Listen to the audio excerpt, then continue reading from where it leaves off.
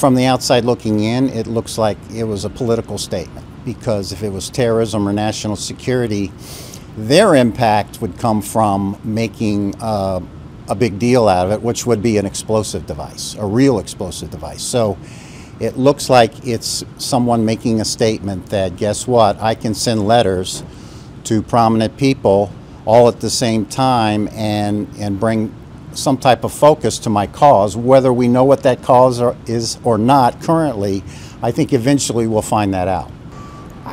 I don't think that security thinks about politics. Now, politics might be a lead, because if it is right-wing or left-wing, in this case it appears to be right-wing, then there is data, there's information that's been gathered with other investigations or other people or persons of interest that have shown that this is probably the culmination of something that has previously happened through other investigations. So again, it's connecting the dots. That's why I think it'll take a little bit for law enforcement to connect all those dots.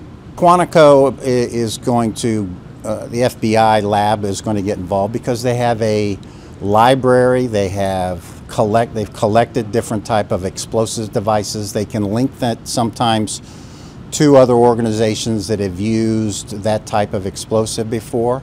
But first of all, they've got to determine whether there has been explosive. I've not seen where there has been verified that there were explosives in these packages, other than a pipe bomb looking device, which typically is a low-level explosive such as gunpowder. So the impact is low.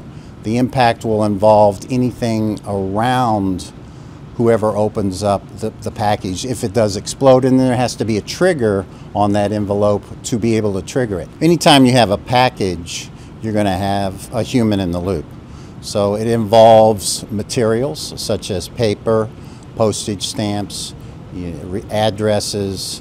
If there are materials that make up a bomb, there's those components. So you have physical evidence, and then you go back to the source based on how it was delivered, who delivered it, are there other technologies involved where there's camera systems like, smart video monitoring, whether it was mailed at the post office or was used by carrier. There's going to be other technical information to track down by investigators too.